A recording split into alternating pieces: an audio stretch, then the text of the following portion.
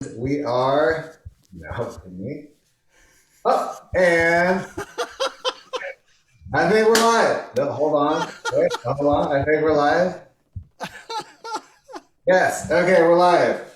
Hey, what's happening, everybody? So, okay, here, let me do a quick sound check. I think we're live. Okay, good. All right. Hey, we were just making sure we had no spinach in our teeth. We are good. I am here live with my good friend Joe Buchanan. How are you today, sir? Man, I'm doing great. Thanks so much for taking some time out of your amazing day to spend some time with me. I'm a huge fan. Glad to be a friend. I can't wait to be here talking to you. Let's do it. I'm excited, man. Do it. All right. Well, my cat is definitely going to be involved. You have a cat? Did you not know we had a cat? Yeah, this is Posey Robbins K. Say hi to everyone. Yeah, Wow, that's a long name. I love it. I know. Well, so here's the thing about the cat. We, Yeah. I wanted something inspirational. So, Okay. look, if we're gonna have this animal around the house, when we call the name of the cat, we need to be inspired. Right. So, some of you are familiar with a personal development coach named Tony Robbins. So I said, let's just call her Tony Robbins. So I said, we'll call her Tony Robbins. That got vetoed mostly in the house. So just trying to make it come out your nose. So we decided Tony Robbins wouldn't work out, right? And so Right. Posey Robbins, as in Buster Posey, and here we go. Oh, man, Okay. that's so good. I like that you kept Robbins as the middle name. Yeah, yeah. When she's in trouble, she gets the full name. Posey Robbins K. Hey, come over. All Oh, right. that's so good. But we're not here to talk about my cat. What we are here to talk about is you. Now, first of all, Oh, there are some people that are in my world that don't even know who the heck this guy is. So I don't know what rock you've been hiding under, but just in case you've never met Joe Buchanan, who is Joe Buchanan? Give people the 90-second view here. absolutely. My name is Joe Buchanan. I'm a country music artist from Houston, Texas, and I make music that's inspired by the Torah, by the 8 years since I converted to Judaism, and all the joy, wonder, and healing that we have found by living this Jewish life over the last few years that's touched our family, and we try to take that healing out in the world through all the stuff that we do. I love it. He's done this before. Ladies and gentlemen, he's a pro. Okay. So here's what I want to we're going to spend maybe 15, 20 minutes here, see where we go. And, we're celebrating the release of this book called This Gift, 15 Soulful Conversations. Oh my God. He not even has his copy. I don't even have my own copy yet. Oh my goodness. Ladies and gentlemen, he is beat me to it. I don't even have a copy yet. This guy. He is It's so so far. good. Wow. Is it 80? That's like 400 pages, right? It's a lot of it's all the pages actually, and let me tell you, this cover is luxurious. It's nice, folks. When you get this book and you open it up, right when you get this thing out, the first thing you'll notice is, oh, this is nice. And just wait till you get inside; it's even better. It's kind of like a cake when you see the fondant icing on the outside, and you go, "That looks delicious," and then you cut into it and you go, "Oh, this is what I wanted." It's so good. Wow. This man, I tell you, I'm excited. He has his book before I have mine. That is how far he is in life. I love it. Okay. I read it before you wrote it. I think that's true. We actually interviewed before I was even here. Okay, so we are going to get serious eventually. Joe and I hang out a lot, and when we hang out, it's always a good time. So we get a little content in between some jokes. Every musician thinks they're funny, and every comedian. It's true. It's So, true. of all the artists that I interviewed, I want to make sure I'm speaking correctly here. I think, I think you're the only one that converted into Judaism. I think. I'm not sure. I'm just thinking for 1 second. Yeah, I think that's accurate, and I think that's a really important part of your story. And I know you've told it so many times, but I would love if you could just kind of unpack a little bit of the journey. I know it's a lot, it's many years, but like, how did it happen? Specifically, the thing I want you to bring out is, when you discovered that your wife had some new information to share with you, we're into the journey. So let's unpack that for our audience. Yeah, so we're just so I can be clear, because I can go a long way around the barn sometimes to get to the front door. We're talking about when the moment happened to making Jewish music, that transition. Yeah, Yeah. 10-4. So yeah, so she told me outside the Holocaust Museum in Washington, D.C. that she wants to get in touch with her people. I had no clue what she was talking about, and that's when she told me that she was Jewish. She thought the whole time through the course of our marriage that I knew. I had no idea. Okay. Our son, Pause. How go long ahead. have you been together before this new information came out? This is like the most Reader's Digest version of this. 13 years. We were married 13 years. Okay. Yeah. Just so you know, hey, if y'all are married, just ask their spouse if they're married more. Is there anything else that I need to know? By Hey, the way, by the way, just check it. Okay, all right. are you part of an entire people that I'm not aware of? Well, she had a Star of David necklace in her jewelry box, and here's mine right here because I just put this shirt on. It was inside, and she goes, "You know, I have that necklace." And I said, "I thought you were just supportive of your mom. I had no idea." She's like, "You know, my mom's Jewish." I'm like, "Right, but I didn't know that made you Jewish because in the world I came from, it's associate. You know, I would associate it with a religion, and to go, well, you have to choose that." Right. And and she was born, but she never did anything with it, never really had any kind of practice or even awareness or a lot of knowledge, never went to Hebrew school or anything like that, never did any of it. But it turns out that necklace came from an Afikoman bag. Anywho, I'm going to fast forward for you to the music, the moment. So we inform our son. He's like, I mean, I'll look into it. He's like, I don't know anything about this stuff when he was 12. And I'm like, yeah, me neither. So let's go to a shul, man. This place is 20 minutes away. We didn't call it a shul. I said, this is 20 minutes away. I like proximity. That's close. Let's do it. They're doing a thing tonight, whatever Shabbat is. Let's go check that out. So we go in.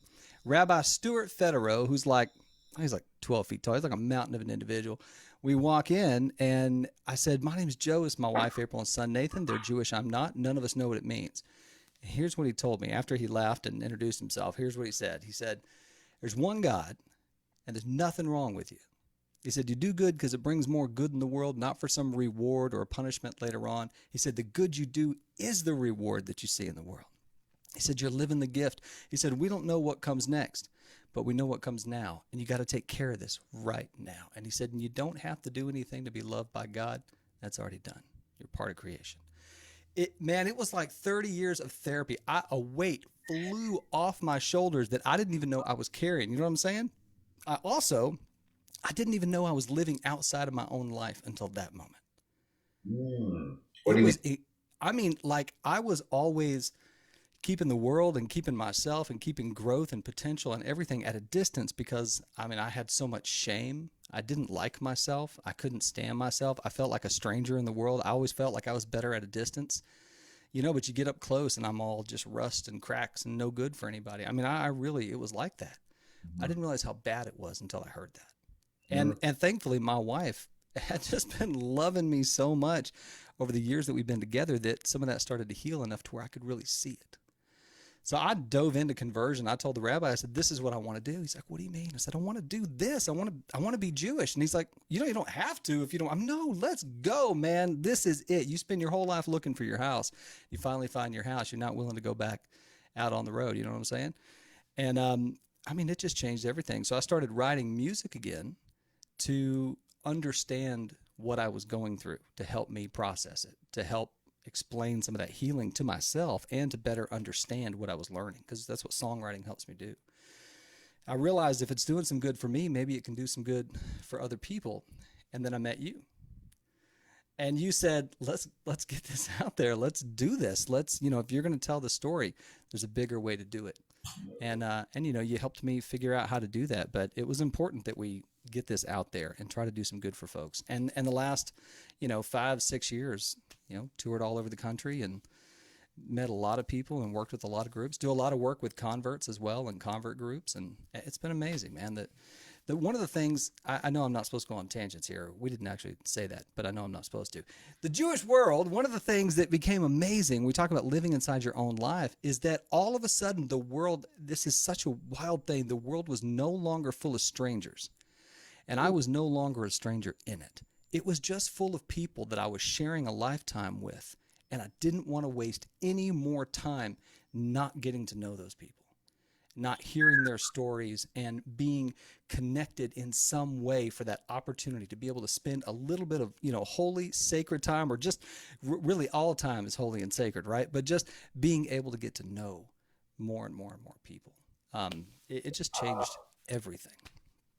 Wow. Well, if you're watching live on Facebook, do a little mic drop because I think we're done. That was it. We've said enough, and we're done. Thanks. Go buy the book. No, seriously. That what I love about your perspective, it's so different, so uniquely yours, and it really paints the the picture of coming into Jewish life as one of welcome home, right? Yeah. Welcome home. Whereas often, like people, I know growing up Jewish, there's a lot of the opposite feeling of being a stranger in a strange land, right?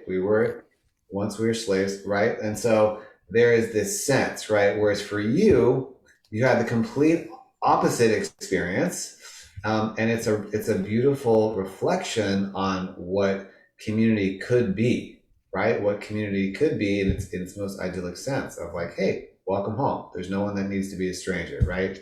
Yeah, right on. Degrees of separation, it's really like 2.1.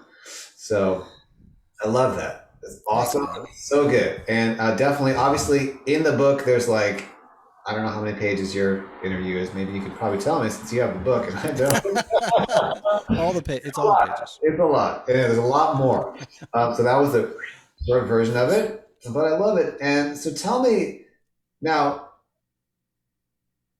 what in terms of you coming into the Jewish world, playing, and then all of a sudden you're the guy up on the bima, you're the guy up on the amud. If anyone's doesn't understand what those words mean, sort of like on the stage in front of the congregation, right? Here you are, okay.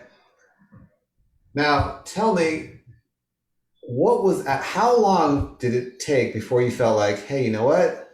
I belong here. Obviously, you felt like, hey, welcome to the tribe. You're good. You're in. Okay. But then, like, how long into that journey? For anyone that's watching this, that's like, wow, I would love to. I feel called to lead people in prayer. I feel called to go up on the bima. I feel called to take people on a journey, but I'm scared because it is a long walk from the back of the shul to the bima, and it's up a foot or 3 feet. You get up there and you have 2, 3, 4, or 4,000 people staring at you. It's very intense, right? I mean, I know having done like high holiday services and it's like please rise and 2,000 people stand up. It's like whoa.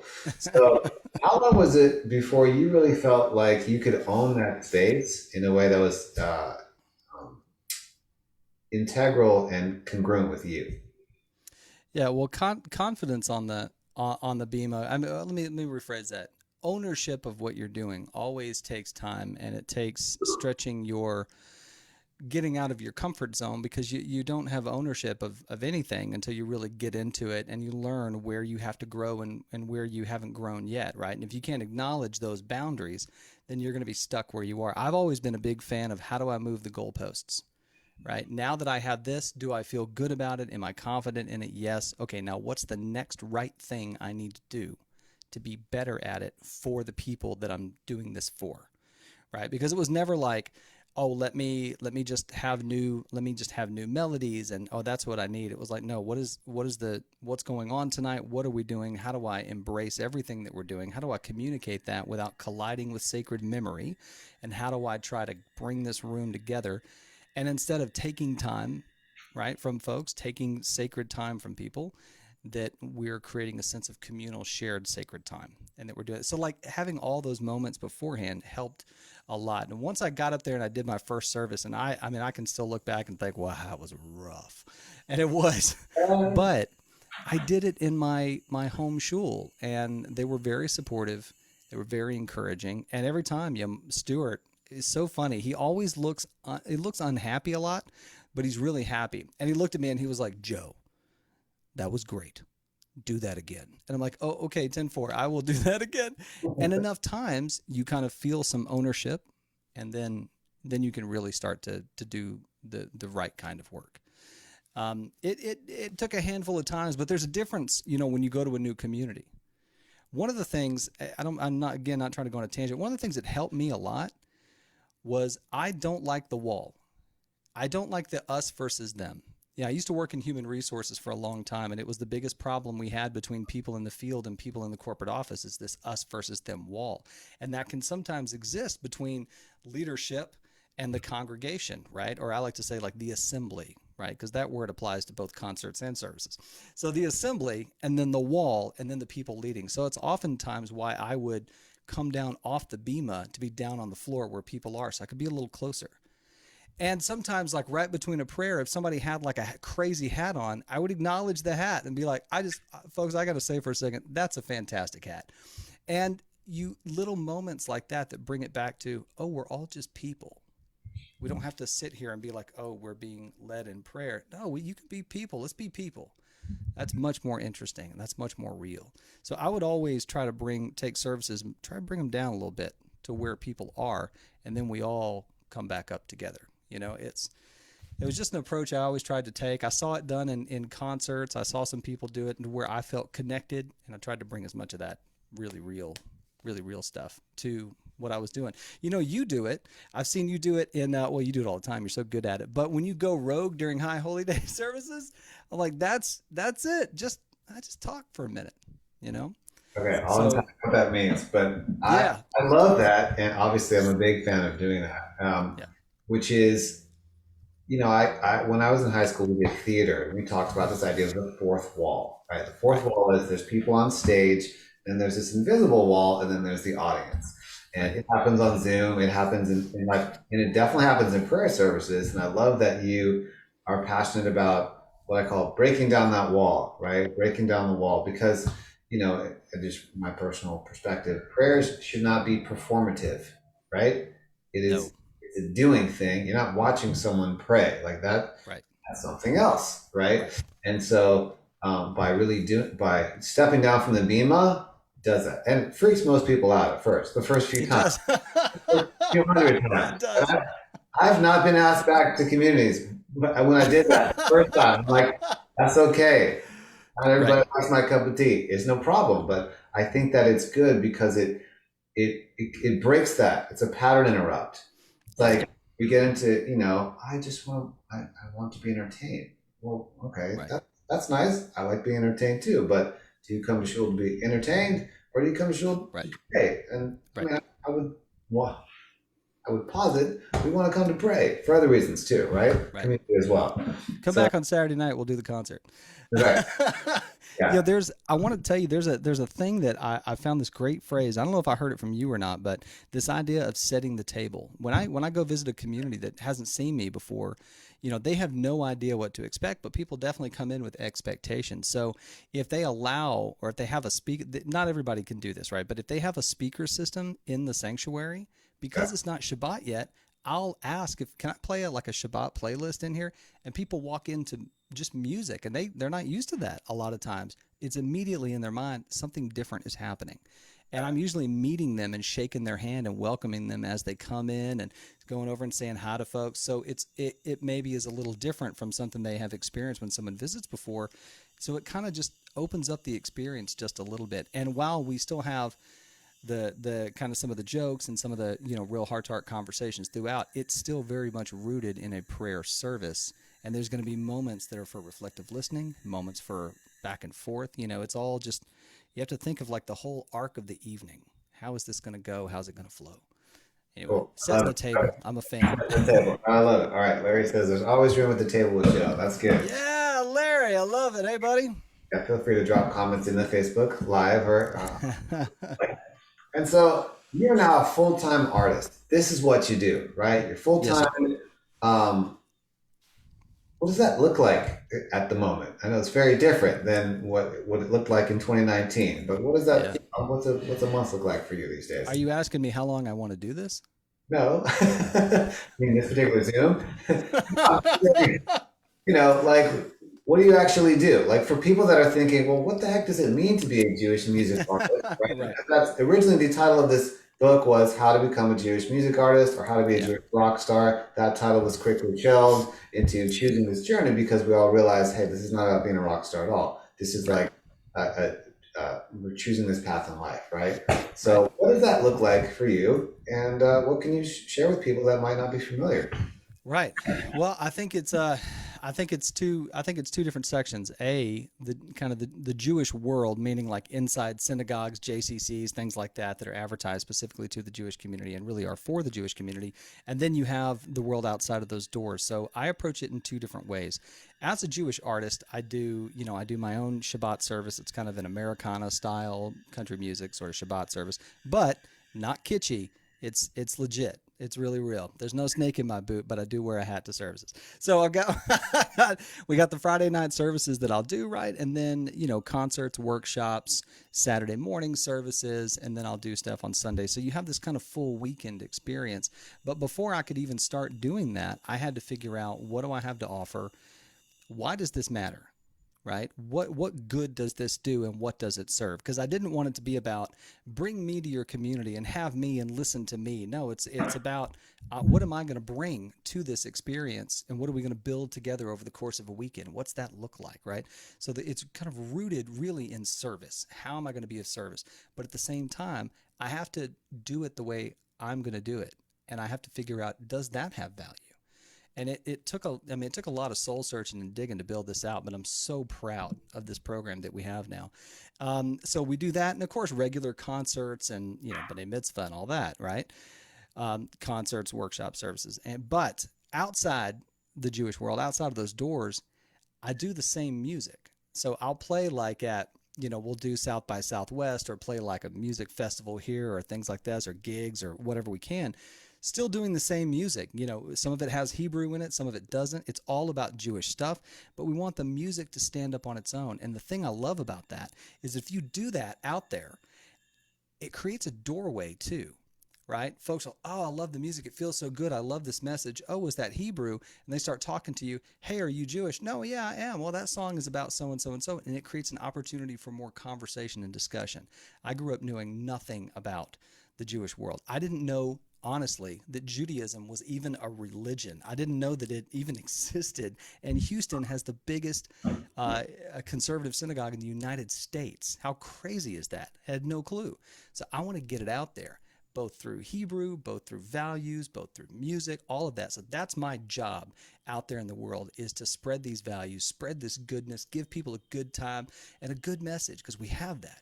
And then all through the Jewish world, services and prayers and connecting and meeting and building bridges and all that. That's what I see as my job as a Jewish artist. And also to highlight things that we may have a tendency sometimes not to approach. There's some really, what I call some dangerous waters in the Torah that we're like, I don't know if we can talk about that. And man, I think that's one of the best things music does, is say, no, let's talk about it. Here's something to think about. It makes some things very approachable that can seem tough to approach. Cool, I love it. Yeah, I have a funny story I was playing, for a long time I played in bars, and I did all my Jewish stuff in bars and Jewish Yeah. thing. Had some really interesting conversations. No fights, but close. And I remember one time I was playing in Virginia City, Montana, literally in a barn with like Oh, I love it. hay and like peanuts on the ground and horses in the back and like guns up front, like literally in a barn. Okay. And I'm playing and I'm doing my thing, right? And I don't know, singing a song about Jeremiah the prophet or whatever. Yeah. And this table at the front, they're like looking at me, they're like leaning in. I'm like, you never know. I'm like, there's no cell phone reception. Like, I can't call for help. Like, I don't know what's about to happen. Oh, So, no. guy comes up to me, looks around, real kind of little sketchy. Hey, I'm Jewish too. Okay. And I had that happen hundreds of times. Yes. Hundreds Yes. of times. Like, oh, there's another one. Right. You it's don't have to funny. whisper. You and I are in this Jewish bubble, and we realize, we're like, what, 0.0001% of the world. Like, we're such a tiny population, It's real tiny. less than 30 million people.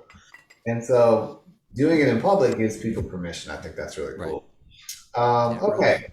What else do you want to tell people? What should we talk about in terms of what your life is like, what it's like being in this Jewish music world, and then specifically, I know you just got the book, so I don't know if you've read it. It's only 400 pages. I've read a few chapters. Oh, Pretty yeah. good. What is it? what can you talk about the collection of artists that's actually in that book, and what value might people get from it? Yeah, okay, so there is such a wide expanse of experience in this book. And I think that one of the things that really kind of blew my mind was people's build up to doing this work.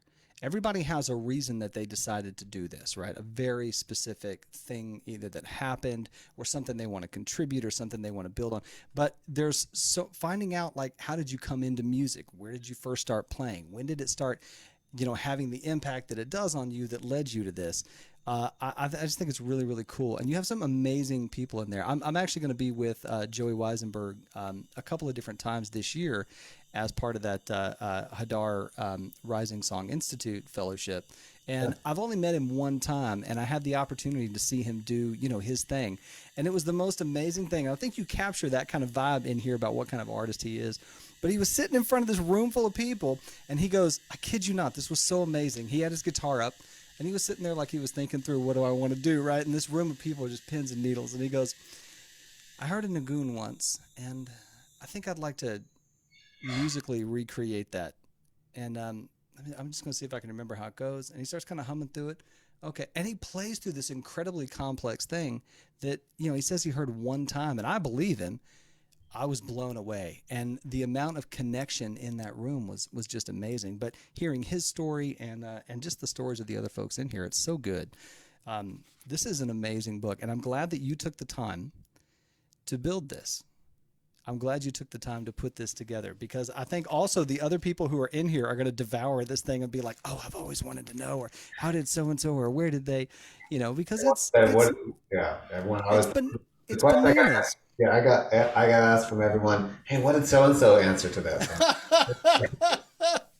So It's I do have a bananas. question for you that would be useful. Like, there's a lot of people that are watching this. Some of them are artists. Some of them, are thinking about doing this work. And Mm,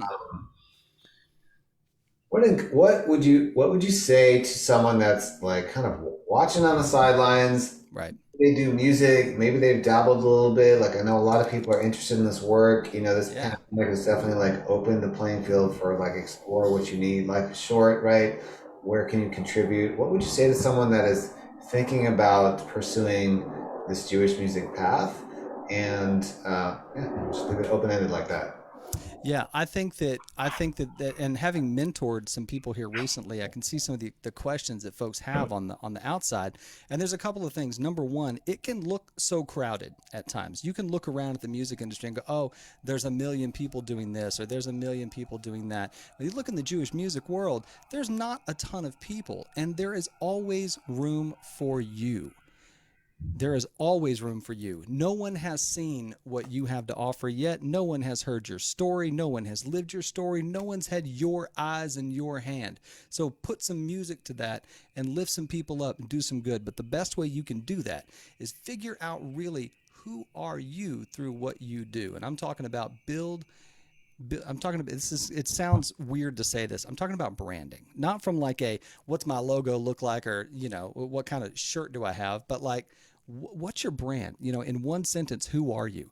What is your music about? What are your values? What do you want to communicate? What do you want to do in the Jewish world? Define those things. It'll give you guidance. It'll give you lines to follow. It will help you figure out what that next step is. Because the truth is, we absolutely need you. We need your music. We need your voice. We need your stories. We need all of it. So come on in. There's room at the table. We're ready for you, and get it done. And it's important that all artists, no matter where they are coming into this, understand the problem that they address. Saul, you helped me out with this so much. Doctors, right? They fix medical problems, and plumbers fix pipes. What do we do as artists? What do we do? I think one of the things we help address, because we teach ourselves these things, we help address existential things, our value in the world, our worth, our connection to God. We help folks work through those things. I don't go listen to Ray LaMontagne because I'm just, hey, what's Ray up to? I go listen to Ray LaMontagne because I want to feel good.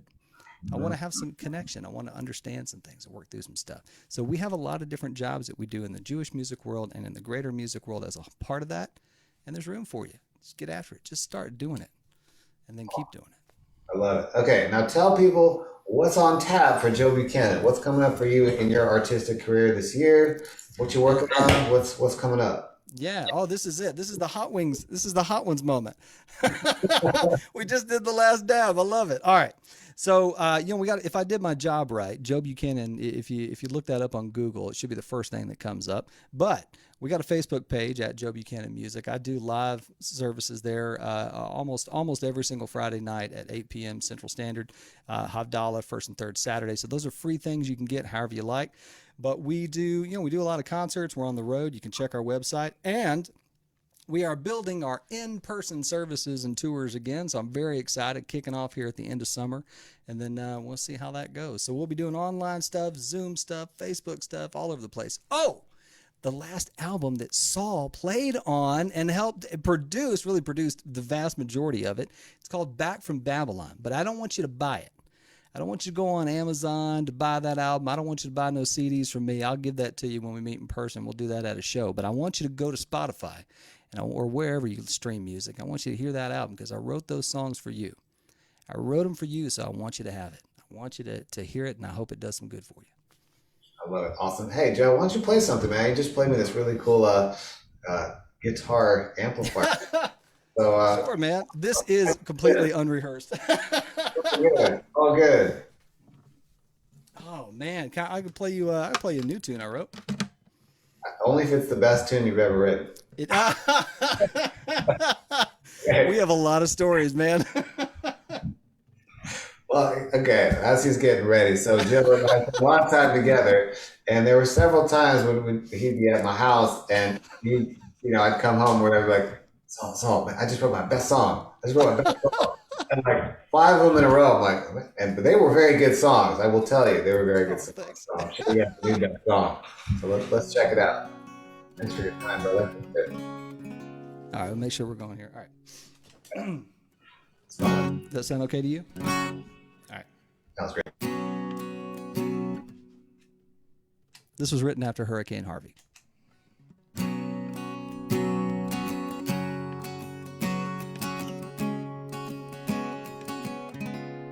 We'll spread out the shelter over us and guide us so in love. We shield us from the storm that blows our way. 'Cause there's shelter in the shadow of your wings. Hashkivenu Adonai Eloheinu Leshalom Hamidenu Shomreinu Lechayim. Lay us down, Lord, lay us down. We're down, oh down in peace. You raise us with eyes to see that there's shelter in the shadow of your wings. Hashkivenu Adonai Eloheinu Leshalom Hamidenu Shomreinu Lechayim. Hashkivenu Adonai Eloheinu Leshalom Hamidenu Malkeinu Lechayim. We pray for life, Lord, and we pray for peace. But now and when the drums are at ease, yeah, now blessed always the one who gave us breath, and you saved us so we can live what we've got left. Hashkivenu Adonai Eloheinu Leshalom Hamidenu Shomreinu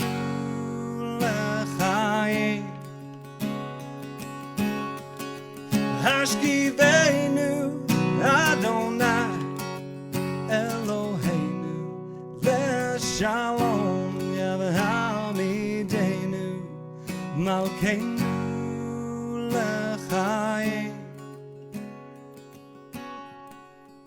There's shelter in the shadow of your wings. Yeah, there's shelter in the shadow of your wings. Yeah, there's shelter in the shadow of your wings.